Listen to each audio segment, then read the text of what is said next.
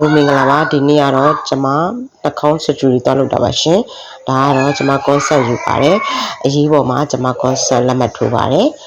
ထိုးပြီးတော့ခါကြတော့ကျွန်မတို့ဒီကဲမှာကျွန်မရဲ့လိုအပ်တဲ့လေးလေးတင်ဆက်ပါတယ်ကျွန်မက local နဲ့လုပ်မှဖြစ်တဲ့ local test လေးလုပ်တာပေါ့နော် local test လေးလုပ်ပါတယ်ဒါကတော့ကျွန်မရဲ့တငယ်ချင်းလေးပါဒါကတော့ကျွန်မအခလေးလေးထိုးပြီးတော့ local test လေးလုပ်ပြီးတော့ကျွန်မခွဲကန်းမသွားခင်ကျွန်မနည်းနည်းတစ်တော်လေးစော်နေပါတယ်တစ်တော်လေးစော်ပြီးတော့ကျွန်မစိတ်ကို stress တက်အောင်နေလိုက်ပါတယ်ကဲခဏနေကြရင်ကျွန်မသွားပါပြီဒါကတော့ခွဲကန်းနဲ့ရောက်သွားပြီပေါ့နော်ခွဲကန်းတော့ကိုကျွန်မကဝီချင်းနဲ့မသွားချင်ဘူးလမ်းလျှောက်ပဲသွားလိုက်ပါတယ်လမ်းလျှောက်ပဲသွားပြီးတော့ခွဲကန်းမှာကျွန်မအင်ဂျီလေးလေးပေါ့နော်အင်ဂျီလေးပြီးတော့ဒါအင်ဂျီလေးပြီးတော့ပေါ့နော်ခွဲကန်းအင်ဂျီခွဲကန်းဝင်ဖို့အတွက်ကျွန်မအင်ဂျီလေးနေပါတယ်လက်ပြီးတော့ပါပြီးတင်းခွဲ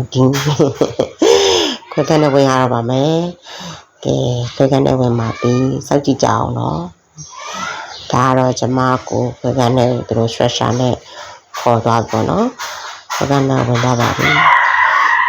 ဒါတော့လှုပ်ပြီးသွားပါပြီရှင်ခွဲကန်းနဲ့မှာအရင်ကိုနောက်မှဘယ်လိုခံစားရတဲ့ feeling လေးကိုပြန် share လေးပြန်လုပ်ပေးပါမယ်ကျေးဇူးအများကြီးတင်ပါတယ်လှုပ်ပြီးသွားပါပြီ